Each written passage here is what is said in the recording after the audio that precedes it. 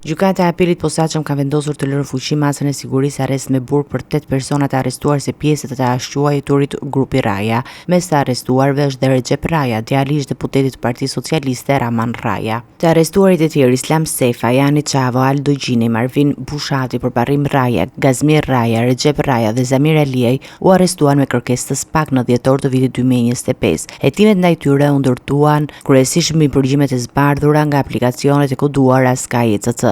Sipas prokurorisë së posaçme, ekzistojnë provat mjaftueshme që ngrenë dyshime se grupi është përfshirë në trafik ndërkombëtar të lëndëve narkotike nga Shqipëria drejt Malit të Zi, me destinacion final Gjermaninë si dhe drejt Turqisë. Po ashtu, hetimet flasin edhe për trafik nga vend të Amerikës së Jugut drejt Bashkimit Evropian. SPAK thotë se aktiviteti kriminal është zhvilluar gjatë viteve 2020-2021, fillimisht në Mal të Zi u sekuestrua 1 tonë e 722 kg marijuan, ndërsa pak ditë më vonë në Holand u kap një ngarkesë për 475 kg kokainë e ardhur nga Ekuadori. Episodi i tretë lidhet me sekuestrimin e 236 kg marijuana në vitin 2021 që po transportoheshin drejt Turqisë. Hetimet u zhvilluan në bashkëpunim me partnerët ndërkombëtar. Ndaj të dyshuarve rëndojnë akuza në grup të strukturuar kriminal dhe trafik të lëndëve narkotike. Në total, gjatë operacionit u lëshuan 14 masa sigurie, por vetëm 10 prej tyre u ekzekutuan.